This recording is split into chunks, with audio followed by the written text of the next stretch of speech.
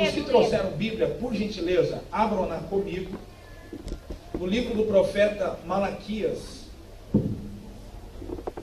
capítulo 1, o verso é o de número 10. Na verdade, irmãos, nós iremos ler 3 textos. O primeiro em 2 Crônicas, capítulo 28. Você deixa marcado aí, Malaquias, capítulo 1. E vamos para o segundo livro das Crônicas, capítulo 28.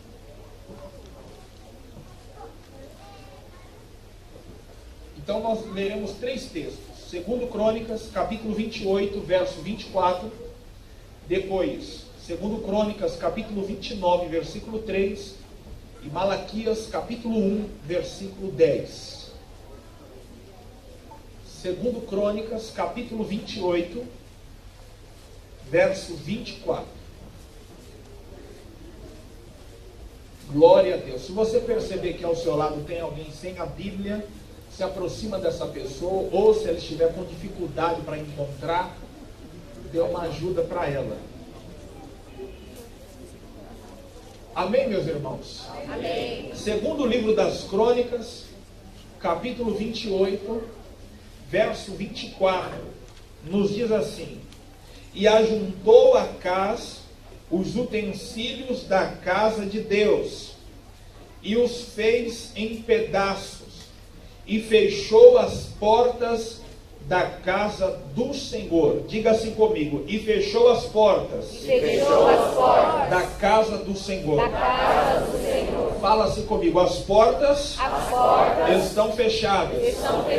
Agora, segundo Crônicas, capítulo 29, versículo 3, nos diz assim: ele, no ano 1º do seu reinado, no mês 1º, abriu as portas da casa do Senhor. Diga assim comigo: agora as portas estão abertas. Malaquias capítulo 1, versículo 10. Malaquias capítulo 1, versículo 10, que nos diz assim: quem há também entre vós que feche as portas, e não acenda em vão o fogo do meu altar. Essa é uma versão corrigida, mas a King James diz assim: se houvesse uma pessoa entre vós que fechasse as portas do templo, assim, ao menos, não se acenderia em vão o fogo do meu altar. Diga assim comigo: agora é Deus quem quer fechar as portas.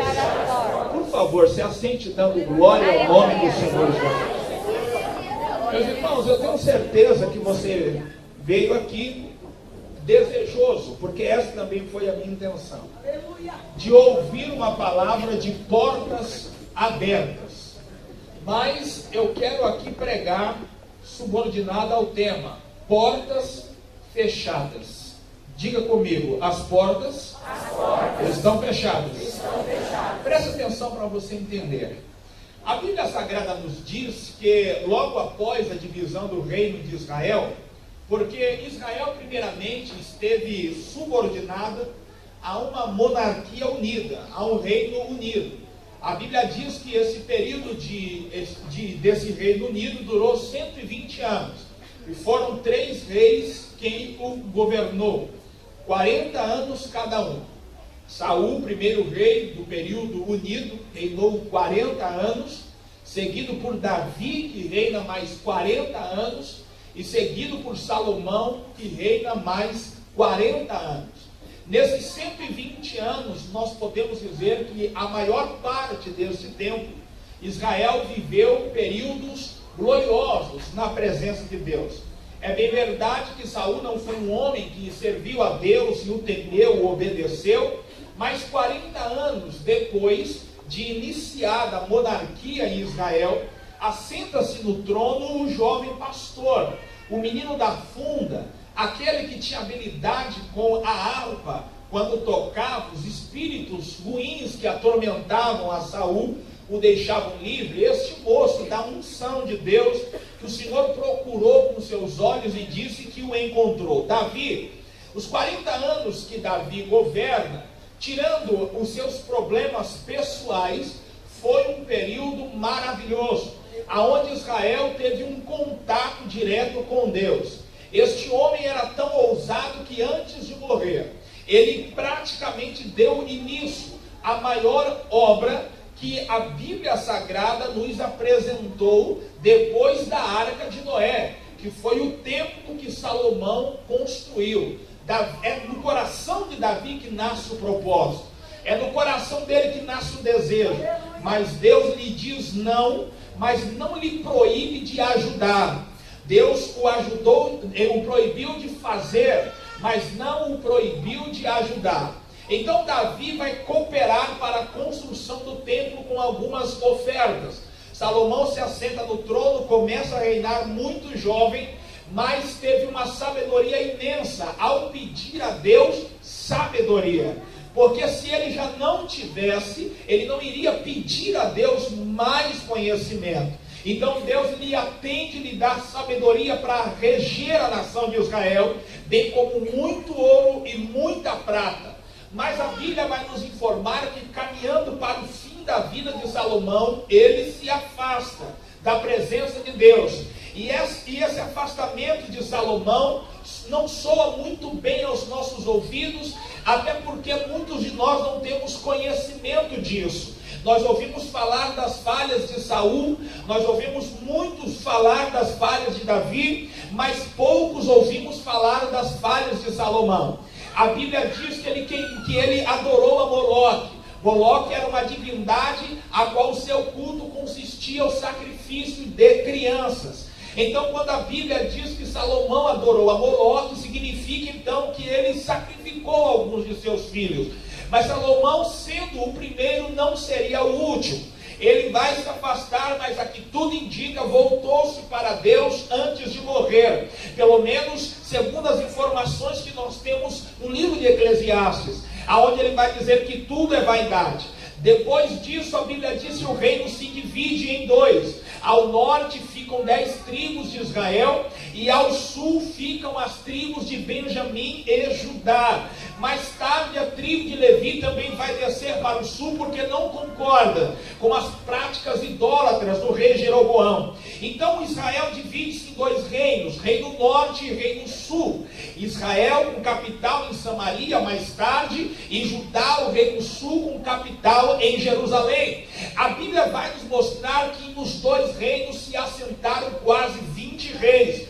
No reino de Israel foram 19 reis, abrangendo um período de 230 anos aproximadamente essa monarquia em Israel, e todos eram da descendência de Jeroboão. Você vai encontrar a Bíblia Sagrada nos apresentando e dizendo assim: tal rei não andou nos caminhos do Senhor, antes andou nos caminhos de Jeroboão, o seu pai. Então Jeroboão, primeiro rei de Israel, no período dividido, tornou-se uma referência má. Então todos aqueles que se desviavam, que praticavam coisas horríveis e eram idólatras, eram como ter uma referência de Jeroboão. Mas a Bíblia vai nos mostrar que no reinado do sul também foram 20 reis, mas o período da monarquia foi maior, aproximadamente 290 anos. Estes eram descendentes de Davi, ao passo que a maioria deles foram reis piedosos. Foram homens que levaram o povo ao caminho da adoração. Então a Bíblia vai apresentá-los da seguinte forma: tal rei andou nos caminhos do Senhor e nos caminhos de Davi, o seu pai. Então, enquanto no reino do norte, Jeroboão, primeiro rei do período dividido, tornou-se uma influência ruim para os seus descendentes, Davi no reino do sul, mesmo morto, a sua memória tornou-se boas referências para os reis que se assentaram no trono de Judá, com capital em Jerusalém. De todos os reis que se assentaram no trono de Judá, a Bíblia vai nos apontar o 12º rei, por nome de Acás. A Bíblia diz que Acás se assentou no trono em Jerusalém para reinar aos 20 anos de idade. e ele vai reinar em Jerusalém por 16 anos. Ele é um dos reis a qual eu falei que não foram piedosos, que não andaram nos caminhos do Senhor, porque a Bíblia diz que ele desagradou ao Senhor. E por que é que ele desagradou a Deus? Ele não só praticou a idolatria, ele não só adorou a outros deuses, como ele também, a Bíblia vai informar que ele levantou alguns altares a essas divindades. Ele encheu Jerusalém, todo Judá, de altares a essas divindades.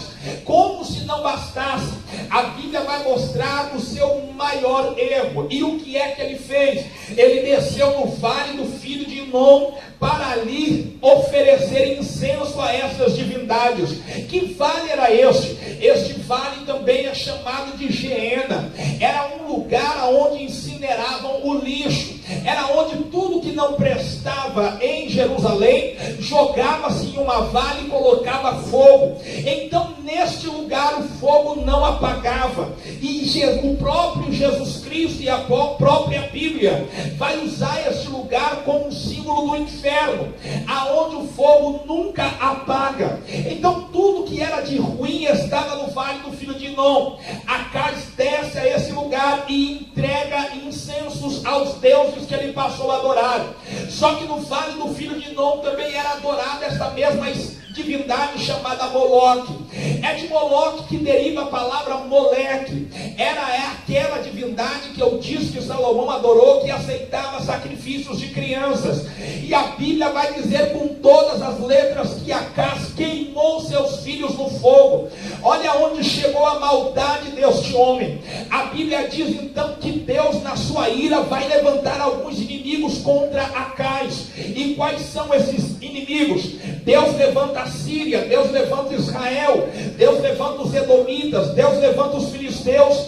E quando Acás se vê vendido na mão de todas essas nações, a Bíblia diz que ele corre à Síria para fazer aliança com o rei da Síria.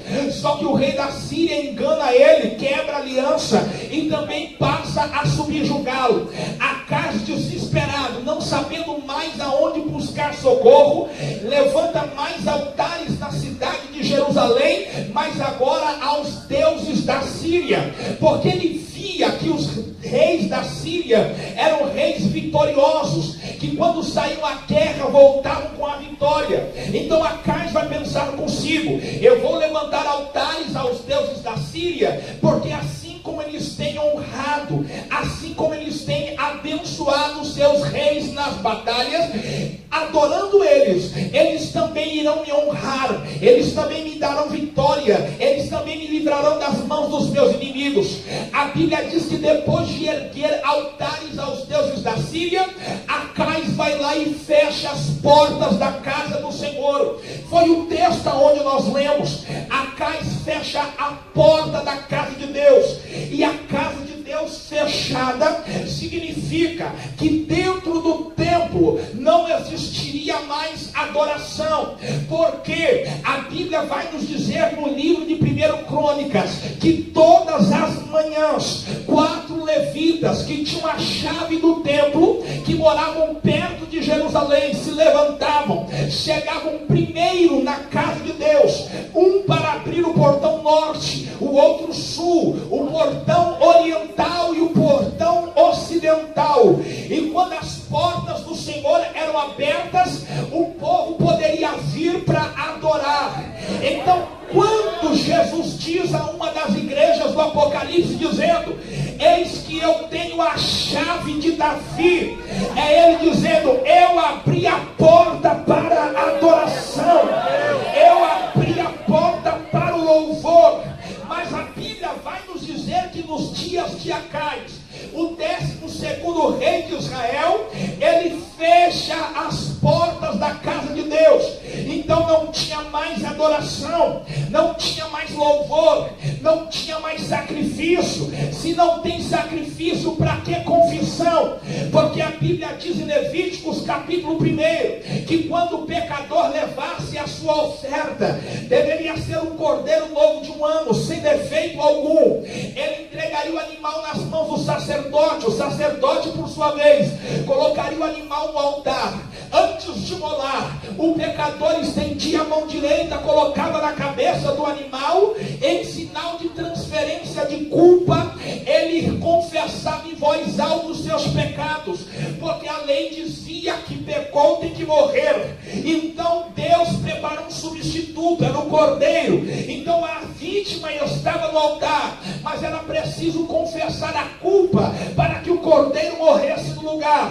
Se não tinha sacrifício, porque a casa estava fechada, para que confissão? Se eu tenho tempo para me confessar diante do sacerdote e a casa está fechada, para onde eu vou? Então não tinha confissão. E isso me soa estranho, porque parece que os pecados começaram a se multiplicar, porque se confessando tinha todo dia alguém lá para confessar um pecado. Imagine sem confessar. O que é que foi de gente pecando à torta e à direita? Já que não precisa mais confessar, eu vou aproveitar para pecar. A porta fechada, não tinha confissão. Se não tem confissão, também não tem perdão de pecados, porque para haver perdão de pecados, os cordeiros tinham que ser imolados, o sangue espargido, derramado na base do altar. Só assim a alma seria resgatada.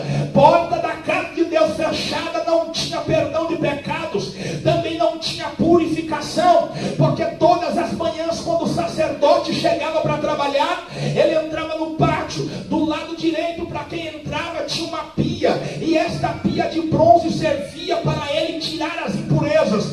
Banho o sacerdote tomava em casa. No templo ele chegava, lavava as mãos na pia e lavava os pés, porque no meio do caminho, pela poeira do deserto, ele poderia ter se sujado ou se contaminado com alguma coisa. Então, antes de trabalhar, ele se lavava as mãos e os pés na pia, em sinal de purificação, porque não dá para trabalhar, não dá para adorar, não dá para servir impuro antes de pôr a mão naquilo que é de Deus.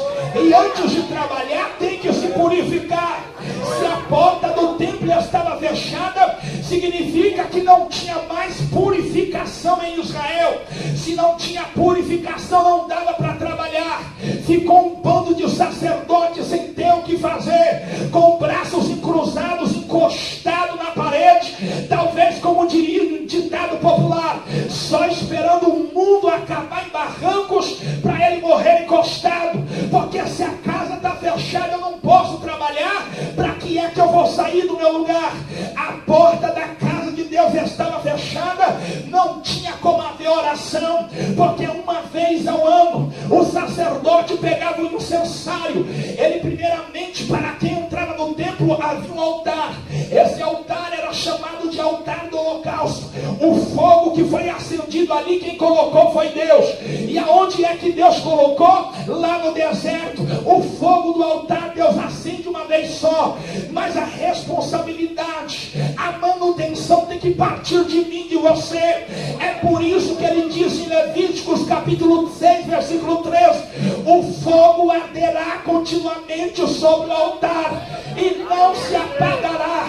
Qual era a ordenança? Quando o sacerdote chegar, depois de se purificar, ele vai no altar, tira a cinza, assopra a cinza, coloca a lenha nova. No final da tarde, antes de ir embora, ele assopra a cinza e coloca a lenha nova. Deus acende o fogo, mas a responsabilidade de manter o fogo aceso é minha e é sua. Tem altar que está faltando lenha, tem altar que a cinza já cobriu, mas nessa noite o Espírito de Deus vai chegar com a abanador, vai jogar para fora a cinza, e o fogo de Deus vai voltar a queimar de novo, para a glória do Deus Todo-Poderoso. E o sacerdote pegava do altar fogo para colocar no incensário. Então o fogo que ele colocava no incensário não era dele, era de Deus. Ele pegava o fogo, colocava no incensário e partia para dentro do templo. Quando ele entrava no santo lugar, que era a primeira partição da casa de Deus, logo à sua frente, depois de passar pela mesa com os pães da proposição, depois de passar pelo candelabro, ele chegava de frente a um novo altar. Altar este que ficava no final do santo lugar, quase dando acesso ao Santo dos Santos. Esse altar era o do incenso. Ali ele colocava o incensário, balançava o incensário dentro do santo lugar e a fumaça tomava conta. Sabe aquele louvor que diz: no Santo dos Santos a fumaça me esconde, só os teus olhos me veem? Era exatamente isso que acontecia dentro do santo lugar. A fumaça cobria o sacerdote, mas os olhos de Deus estavam vendo o sacerdote. Quando a fumaça subia, era sinal de que a oração que o povo estava fazendo lá fora estava sendo recebida por Deus. Se a porta da casa de Deus foi fechada por acaso, significa que não tinha mais oração dentro da casa. Se não tinha mais oração, se não tinha mais quem falasse com Deus, não tinha por que Deus falar. Significa que no reinado de Acais, Deus ficou calado. Significa que Deus fechou a boca, porque a oração é diálogo, oração não é monólogo. Você não fala sozinho, você não fala às paredes, não. Quando você ora, você fala com Deus. Deus usou a boca do profeta Jeremias para dizer: buscar-me-eis e me achareis quando me buscardes de todo o vosso coração.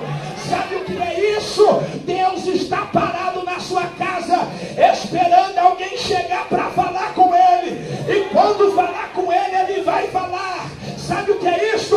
A sua ação vai gerar reação em Deus, responder a sua oração. Então nesta noite eu tenho uma palavra profética a quem entrou aqui. Deus ouviu a sua oração e Ele toma a minha boca para dizer: haverá resposta nesta noite, haverá resposta nesta noite. A casa estava fechada, não tinha adoração, não tinha sacrifício. Se não tinha sacrifício, para que o altar aceso? Já que os sacerdotes, dependia do sacerdote essa manutenção de permanecer, de deixar o altar aceso. Se fechou a casa, significa que chegou uma hora que o fogo do altar apagou. Significa que dentro do santo lugar, o candelabro também apagou, porque tinha que haver uma manutenção, colocar azeite nas lâmpadas para continuar pegando fogo. Se ninguém podia entrar porque a porta estava fechada, significa que a lâmpada do templo apagou. Mas a Bíblia vai nos mostrar que nada é eterno, tudo tem o seu tempo. A Bíblia vai dizer que o homem é como a erva do campo, nasce, floresce, atinge o melhor dos seus dias, só que morre. Acais morreu e o seu filho Ezequias se assentou no trono aos 25 anos de idade, reinou 29 anos. No primeiro ano do seu reinado, antes de se preocupar se a coroa brilhava, antes de se preocupar quantos súditos havia no seu reinado, quanto ouro e quanta prata havia nos cofres, a primeira ordem de Ezequias foi: parte para Jerusalém, abre a porta do templo, porque aqui no meu reinado Deus vai voltar a falar. A primeira coisa que Ezequias fez no seu reinado foi abrir as portas da casa de Deus. Se a porta abriu, significa que voltou a ter purificação. Se a porta abriu, significa que voltou a ter serviço. Parece que vejo nesse ano de 2016 a porta da casa de Deus abrindo, e muita gente que estava parada, encostada, sem fazer nada na casa de Deus, ganhando função, serviço, e Deus olhando e dizendo: te anima, rapaz, vou te dar fôlego, gás para você trabalhar. Oh glória! Sabe como é que vejo Israel com as portas fechadas? Igual, meu irmão, as pessoas no dia do Black Friday, querendo aproveitar as promoções, na hora em que Ezequias abriu a porta da casa do Senhor, o povo doido para adorar, o povo doido para se santificar. Está faltando isso nos nossos dias, gente querendo adorar, gente querendo se santificar, gente querendo lavar as vestes, gente querendo andar direito. A porta do templo está aberta. Aleluia, Deus. Oh, glória.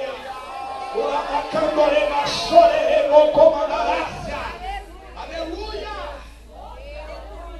Olha para quem está do seu lado e diga assim para ele: a porta abriu.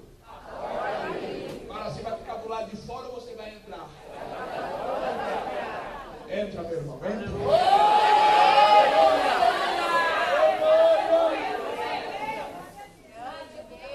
O candelabro apagado. O candelabro apagado. Agora imagine um sacerdote vindo para acender de novo o fogo do candelabro.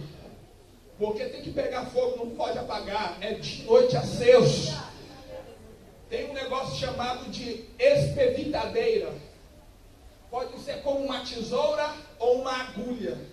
Para ficar mais fácil o entendimento, sabe, dona de casa, quando uma das bocas do seu fogão não pega. Aí você vai lá na feira, compra aquela agulha, chega lá e faz assim, ó. Aí sai a poeira, sai o restinho do arroz que queimou lá dentro, sai aquela água do feijão que transbordou e entupiu a boca. E se você ficar muito em cima, corre o risco de queimar sua cara. Então o que é que você faz? Você faz assim, ó. Acende, aperta o botão e o fogo pega.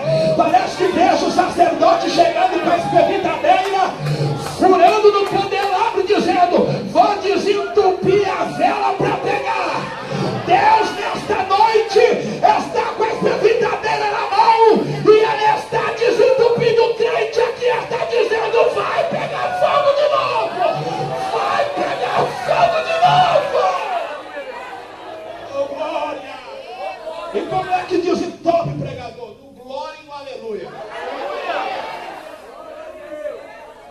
Se o irmão que tiver do seu lado tiver com a cara fechada, ele está entupido. Ah, se ele estiver preocupado em ir para casa, ele está entupido. Mas se ele estiver com a boca aberta, querendo dar glória a Deus, o fogo já está pegando ali, meu irmão. Oh, glória! Oh, glória! Aleluia! Glória a Deus! Aleluia! Ezequiel abriu a porta. Agora tem perdão de pecados, porque tem confissão, tem derramamento de sangue. O culto voltou ao normal. Isso que eu falei aqui não foi algo momentâneo. Por um instante ninguém adora e por um momento todos adoram. Não, realmente a vida dos judeus foi uma gangorra. Ora serviam a Deus, ora não serviam. E a Bíblia vai nos dizer então que por conta dessa oscilação espiritual eles foram levados para o cativeiro na Babilônia. O cativeiro babilônico foi 1000 vezes pior do que os 215 anos aproximadamente de sofrimento no Egito. Como assim, pregador? 215? Porque eles não ficaram escravos 430. 430 foi o período que eles estiveram no Egito. Não se esqueça dos 80 anos que José governou. Não se esqueça dos anos que vieram após a morte de José, até vir o novo faraó, e não respeitar a memória de José e todo o seu legado. Foi pelo menos 215 anos de bonança, e os últimos 215 anos de sofrimento, de luta, de miséria, de escravidão. Então esses 215 anos aproximadamente não se comparam aos 70 anos, embora em um período menor, mas não se compara aos 70 anos na Babilônia, porque no Egito eles não tinham um templo. Quando foram para a Babilônia já tinham. No Egito eles não sabiam como adorar. Para a Babilônia eles já sabiam como adorar, já tinham provado. O que é difícil? Um pobre descobrir que os 200 reais que ele tinha na conta, de repente o banco passou a mão. Ele não vai correr desesperado, porque ele não vai ficar mais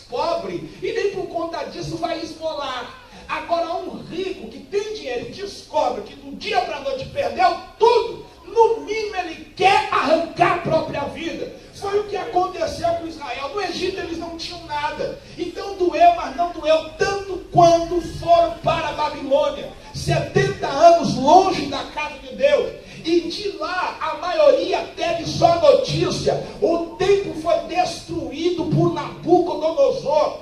Foi devastado pelos babilônicos.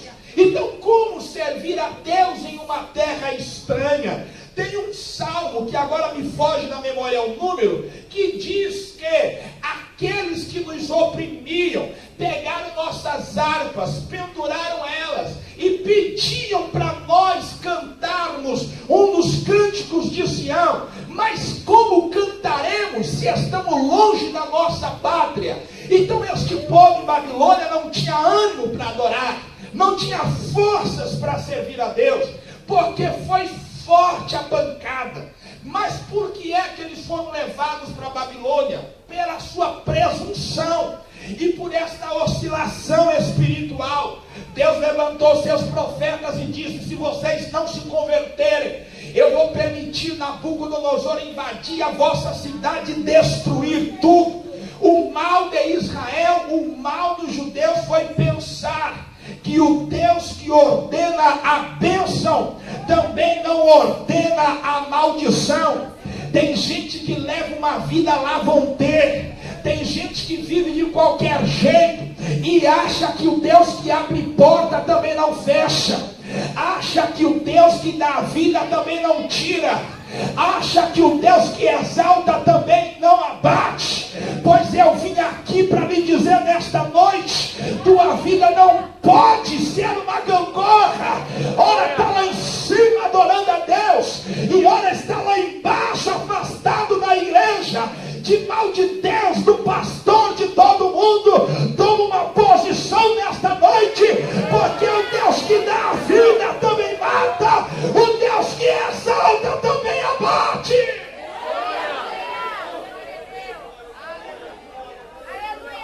Mas no cativeiro, depois da humilhação de Israel, Deus vai tomar o profeta Ezequiel, e a partir do capítulo 36, texto que os irmãos escolheram como tema destes 12 dias de clamor, Deus vai mostrar para o profeta que o Senhor vai começar uma restauração espiritual. Só que restauração é muito mais trabalhosa do que a reforma. A reforma, de uma casa, você vai em qualquer depósito de material, qualquer um, não precisa ser uma casa grande, pode ser um depósito pequeno na esquina. O que você precisar para reformar sua casa, você acha. Mas quando se trata de restauração, você não encontra em qualquer lugar. Você tem que buscar o material em uma casa especializada, porque a restauração não admite cópia, a restauração não admite plágio. Restauração só dá para fazer com material original. Então a restauração é cara e é demorada. E Deus vai mostrar para o profeta Ezequiel que ele vai começar uma restauração espiritual. Aí essa restauração espiritual é tão tremenda que Deus vai usar a boca do profeta dizendo assim: eu vou tirar de vocês o coração de pedra e eu vou dar a vocês um coração de carne. Por que é que Deus falou um coração de pedra? A pedra é sólida, a pedra é dura, a pedra é firme. Então Deus está dizendo assim: eu vou tirar esse coração duro, eu vou tirar esse coração obstinado ao erro, obstinado ao pecado. Porque tem gente que é tão ruim, meu irmão, que se ele falar que isso daqui é pedra e você dizer que é pau, vocês vão brigar, porque tem que ser pedra. Tem gente que bate no peito e diz assim: eu nasci assim e eu vou morrer do mesmo jeito. Tem gente que bate no braço e diz assim: eu não vou mudar, meu sangue é de paraibano, e se mexer comigo o pau quebra. Eu sou baiana, e se eu descer do salto, quando a negrona começar a rodar, a casa vai ficar pequena. Só que Deus está olhando na bolinha do seu olho e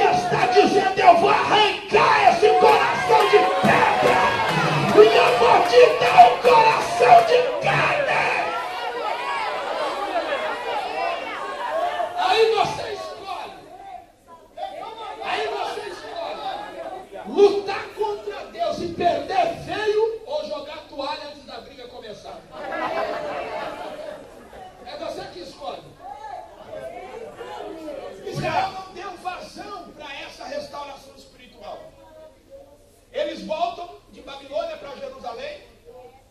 O templo é reconstruído. As muralhas são reconstruídas. Quem olha de longe diz, a restauração já terminou. Mas nem começado tinha. Porque a Bíblia vai nos dizer que agora Deus toma a boca do profeta Malaquias. E Deus vai falar bem assim: ah, se houvesse uma pessoa entre vós que fechasse as portas do templo. Peraí. Acais fechou, Deus usou Ezequias para abrir. Aí Deus toma a boca do profeta Isaías, no capítulo 56, no versículo 7, diz: a minha casa será chamada casa de oração para todos os povos. Significa que a porta tem que estar aberta, para as nações virem adorá-lo. Aí lá na frente Jesus, no Evangelho de Lucas, depois que ele entra em Jerusalém, ele vai direto no templo, expulsa os cambistas, expulsa os vendedores, e diz assim: ó, o profeta disse, a minha casa será chamada casa de oração, e vocês a têm transformado em covil de ladrões. Por que é que Jesus está dizendo isso? Porque no pátio, onde deveria haver orações, eles estavam com barracas, vendendo, comprando, trocando dinheiro, fazendo câmbio, atrapalhando quem queria orar. Então Jesus está dizendo assim: vocês estão aqui para atrapalhar. O lugar é público. Aqui se vem é para adorar. Aqui se vem é para orar. Então como pode agora Deus tomar a boca de Malaquias e Deus suspirar? Porque aqui é um suspiro. Deus vai dizer: ah, se houvesse alguém entre vós que fechasse a porta do templo. Peraí, Deus quer essa porta aberta ou fechada? Porque se eu sou porteiro, eu já abri a boca e falava: o senhor vai fechar agora. É porque eu fechei e mandou abrir. Aí eu abro e falo que é para fechar, você vai me fechar agora. Não, porque ninguém tem paciência, não.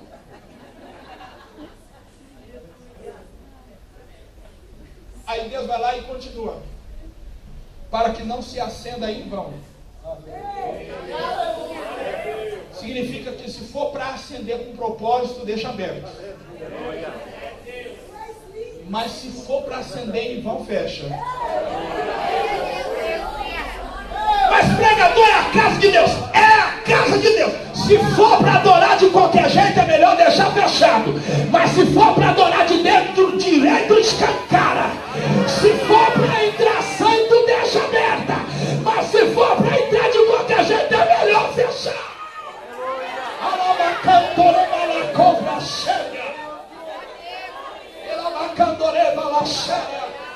Porque tem gente que olha e diz assim: irmão, é melhor igreja do que bar. Pare com isso. Porque se for para abrir de qualquer jeito, é melhor deixar fechado. Mas se for para entrar com propósito, pode abrir, escancara. Porque até Deus vai entrar na casa. Até Deus vai falar na casa. Até Deus vai sacudir a casa.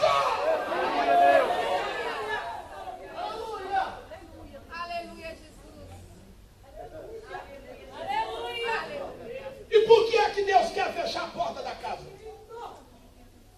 Primeiro, Deus quer fechar a porta da casa porque eles não deram liberdade à restauração lá de Ezequiel 36. Segundo, eles não acreditavam mais no amor de Deus e perguntavam: Deus nos ama? Aí Deus toma a boca do profeta Malaquias, no capítulo 1, nos primeiros versículos, diz assim: eu vos amei.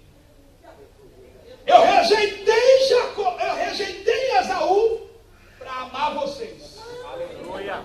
Os descendentes deles podem falar: estamos empobrecidos e vamos reconstruir nossas cidades. Se eles reconstruírem, eu vou lá e derrubo.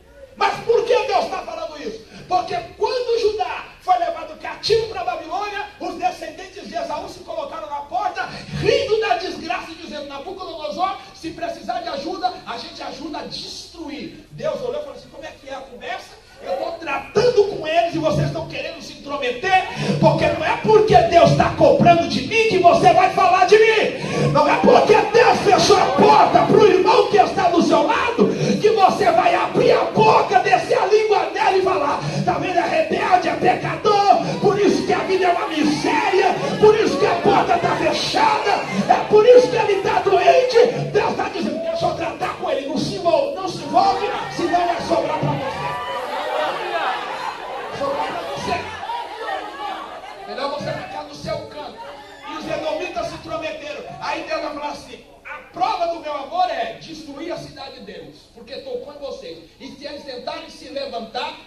derrubo tudo de novo.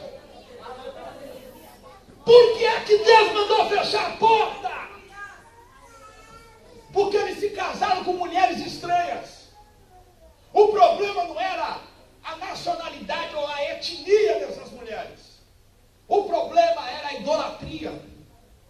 Porque essas mulheres trouxeram para Judá toda a prática idólatra de culto. Então o problema não é que ela era babilônica, não é porque ela era egípcia, não, o problema era a idolatria que essas mulheres trouxeram.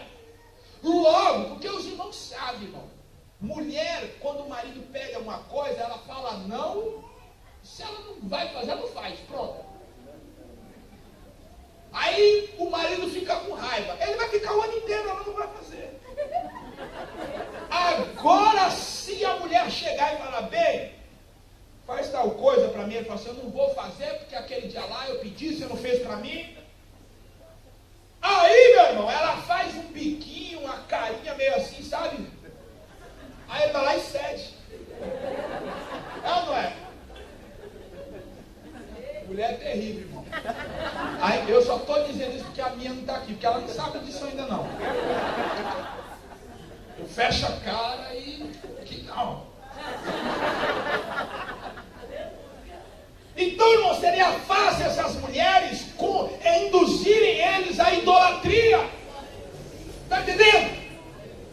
Ia misturar o negócio. Então Deus falou assim, mistura aqui não, fecha a porta. Não dá, irmão, para aqui você entrar e glorificar o homem e a Deus. Não, aqui é só Deus. Não dá para você olhar para o homem aqui dentro. Aqui é só Deus. Aqui a gente só adora, aqui a gente só glorifica. Cadê os crentes que vieram adorar? Aleluia! Quarto motivo porque Deus mandou fechar a porta. Porque eles ofereciam animal cego, animal coxo, animal doente. A Bíblia nos diz em Levíticos capítulo 22, a partir do versículo 17, que no sacrifício o animal tinha que ser perfeito, não podia mancar, não podia ser cego, ele tinha que ser novo, de no máximo 1 ano de idade, no mínimo 1 ano de idade. Ele não poderia ter menos e nem ser velho demais. O animal tinha que ser perfeito. Sabe o que eles estavam fazendo? Depois do cativeiro, com o tempo de pé, o sacerdote falava assim, ó, não tem problema não, pegar o animal cego e entregar, Deus recebe. Parece que vejo o adorador chegando com o animal cego e diz assim, ó, eu só tinha isso aqui. Será que Deus recebe? O sacerdote, bom, se você só tinha isso, Deus recebe. Porque ainda que está cego, é melhor do que os que você deixou lá, que nem olho tem. Mais ou menos assim, sabe? Esse aqui tem um. Os que ficou, nem olho tem. E foi bagunçando o negócio, adorando de qualquer jeito, entregando qualquer oferta. Aí Deus toma a boca de Malaquias, no capítulo 1, no versículo 14, diz assim, maldito seja o enganador, que tendo um animal sadio no seu rebanho, promete e oferece o pior para Deus. Tinha um corinho, quando era criança, cantava assim, ó, entra com cuidado na obra do Senhor, o varão que está na porta, ele é fiscalizador. Na igreja tem diácono, presbítero e pastor, mas quem passou pela porta, o varão fiscalizou. Sabe o que é isso? Eu não vejo, mas ele vê. O pastor não sabe, mas ele sabe. Talvez alguém não querendo se envolver na sua vida não pergunta, mas Deus pergunta. Sabe quando alguém chega na sua casa e você diz assim, não repara a bagunça não. Aí a pessoa diz, eu nem reparei. Deus entra, repara e manda arrumar. Deus sempre manda colocar no lugar o que está fora. Não vem enganar Deus aqui não, você pode fazer mais. Se vem, vem para entregar o melhor. Se vem, vem para depositar o melhor. Porque Deus está de olho em você. Quinto e último motivo porque Deus mandou fechar a porta. Porque eles roubavam a Deus. Sabe o que eu acho interessante? Eles não davam o dízimo porque achavam muito. O dízimo é a 10ª parte. Ou 10%, que era como quiser chamar. Então eles não davam o dízimo porque achavam muito.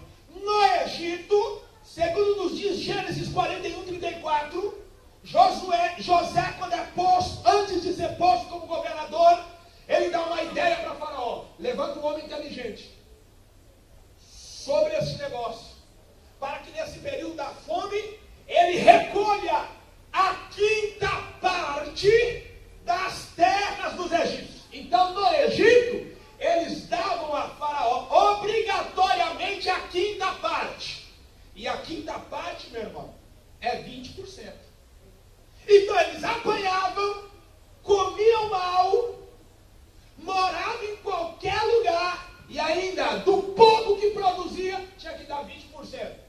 Aí eles vêm para a terra prometida. Mana leite e mel, chove direto, planta, colhe. Deus repreendeu a doença, filho saudável, animal saudável, repreendeu a praga no meio do rebanho, perde 10%, e ele achou muito ainda. Começou a roubar. Eu não vim aqui para falar de oferta, mas eu não posso fugir do texto. Porque muita gente, quando fala de Malaquias, a gente chama para falar de oferta. Não, eu estou falando para você que Deus está de olho, não no seu dinheiro, mas Ele está de olho na sua vida. Ele pede uma parte dela para você santificar, para você andar direito, e você acha muito ser santo. É muito, não, bebê. Além de estar cuidando do seu corpo, você está cuidando do templo do Espírito. Aleluia. É muito Deus falar, não fume. Não é muito. É muito Deus falar, não se prostitua. Não tenha relações antes do casamento. É muito? Não. Porque aqui você tem o nome escrito no livro da vida. Vai andar de branco, vai receber um novo nome. E Ele pede só isso para você. Lá no mundo você podia fazer tudo isso, mas Ele te maltratava, te chamava de cavalo, te colocou um apelido, ia te jogar no inferno, e lá você podia fazer tudo isso. Aqui Ele só pede para ser santo, e tem gente que acha que é melhor. Deus falou, se for para entregar qualquer coisa, fecha. Quer ver eu morrer? É alguém pegar o microfone e falar assim: irmãos, eu ia cantar um hino aqui, só que eu não me preparei muito. Se eu errar, os irmãos me perdoam, tá? Deus olhou para Malaquias e falou assim: manda esse povo pegar esse animal cego, levar para o governador, e eu quero ver se o governador vai aceitar. Por que é que eu tenho que aceitar? Você paga para ouvir qualquer cantor? Deus também não se levanta para receber qualquer adoração. Se você veio, entrega o melhor. Pregador, trabalhei a semana inteira, estou quebrado. Veio quebrado? Então entrega, nem que seja o que sobrou, mas entrega direito. Vem aqui para mergulhar e para entregar direito. Para mim terminar. Sabe quando essas portas voltaram a se abrir? A Bíblia diz que depois de Malaquias, Deus não mais falou com o homem. Só que de repente veio um ancião, sacerdote, no final do ministério. Vai lá e abre a porta do templo, porque ele foi escolhido para naquele ano entregar o incenso. Aí ele vai lá e abre a porta do templo, imagina o barulho. Quando ele abre a porta do templo, que ele entra com incenso na mão, o povo está do lado de fora de joelho, talvez orando, dizendo: Deus, responde a oração dele lá dentro. Deus, responde a oração dele lá dentro. E lá vem Zacarias diante do altar. E quando Zacarias chega na frente do altar, com a porta do templo aberta, aparece um anjo do lado direito do altar. Olha para o sacerdote e diz: a tua oração foi ouvida. Porque se a porta está aberta, tem gente para clamar. E se tem tem gente para clamar, tem Deus para escutar. E se Deus escuta, tem resposta na terra. Eu encerro aqui nesta noite dizendo a você, a porta está aberta. Mas não entre de qualquer jeito, a porta está aberta. Ele quer que você entre santo. Ele quer que você entre limpo.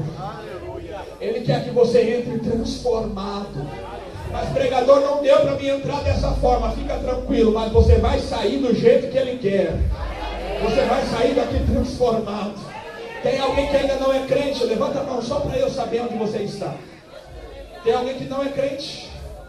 Tem um rapaz lá atrás, uma moça. Pessoas, mais alguém que ainda não é crente? Mais alguém? Levanta a mão. Não fica com vergonha, só para eu saber onde você está.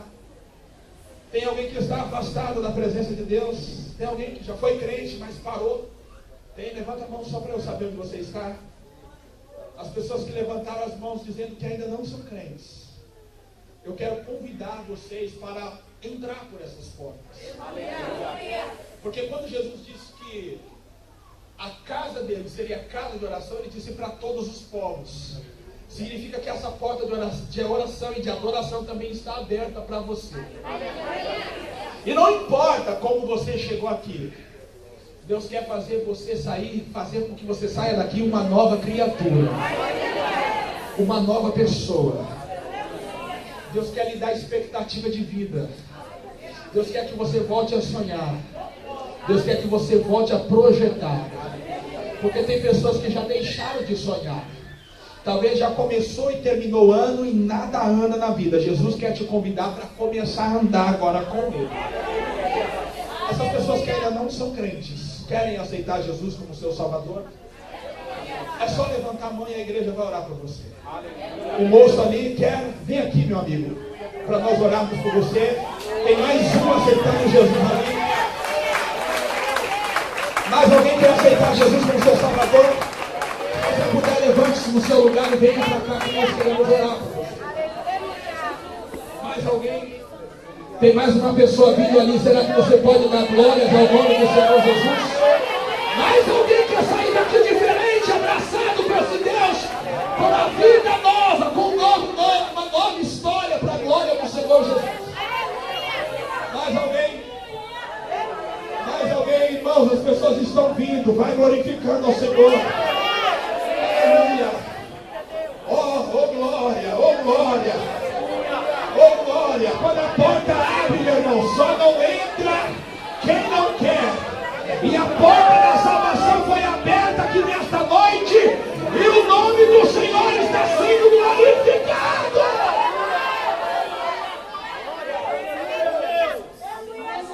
Vocês estão aceitando Jesus? Levanta a mão. Para a gente saber quantos tem. Tem 1, tem 2, 3, 4, 5, 6, 7, 8, 9. Contei certo? Tem 9. Está faltando você. Você é a 10ª. Pode estar mais um para Cristo. Você vai enterrar os 10. Cadê você? Você que está sentindo algo diferente no seu coração. Ao mesmo tempo que você quer vir, ao mesmo tempo que você não quer vir. Está em cima do muro. Jesus está te convidando para sair do muro. Falta só você. Cadê a 10ª pessoa? Onde está? Olha ali, irmão. Oh glória! Oh glória! Segura a mão da pessoa que está ao seu lado. E a gente não parou em 10 não. Se tiver a 11ª, pode vir. Se tiver a 12ª, tem lugar para você também. A 13ª, só vir. E assim como foi no primeiro dia, vai ser hoje. Vai ungir todos. Vamos orar? Vamos orar. E eu quero profetizar que lá na sua casa também a porta da salvação vai abrir. Tua parentela no meio dos seus, o Senhor também vai começar a salvar. Porque a porta está aberta para a glória de Deus. Soberano e eterno. Nesse instante, meu Jesus, nós te adoramos. Porque a tua palavra é fiel. E por ela nós entendemos, Senhor, se uma porta estiver aberta, simplesmente por estar é melhor que feche. Mas se ela for aberta para a glorificação, para a adoração do seu nome, para que as pessoas se santifiquem, se acheguem aos seus pés, te adorem na beleza da sua santidade, ela não só estará aberta, como o Senhor escancarará essa porta. Ó Deus, eu quero te glorificar por essas 10 almas, e eu tenho certeza, Senhor, que até o término deste culto, para selar essa campanha com chave de ouro, outras pessoas também se decidirão a Cristo. Meu Deus, que esta porta também possa abrir-se na nossa parentela, no meio dos nossos. Salva, Senhor, em nome de Jesus. Eu acredito que nenhuma dessas pessoas, tantas que vieram aqui, como os que me ouvem neste instante, sairão do jeito que entraram, porque esta é uma porta de avivamento, esta é uma porta de salvação, esta é uma porta de restauração. E se você acredita, glorifica o Senhor, porque você entrou por essas portas e Jesus nesta hora já começou a restauração. Restaura aqui, Senhor, restaurará, Senhor, restaura, santifica, acende o fogo do altar novamente. Acais vai sair envergonhado, porque ele tentou fechar esta porta, mas aqui foi aberto para a glória de Deus.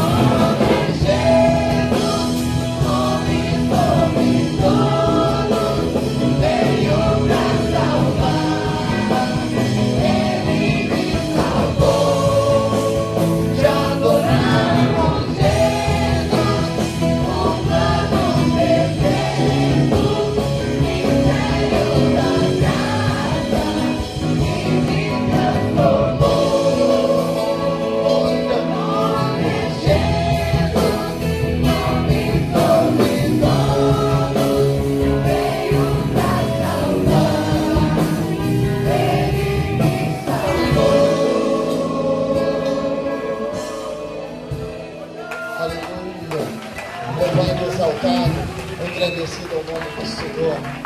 Louvado, exaltado e engrandecido seja o nome do Senhor.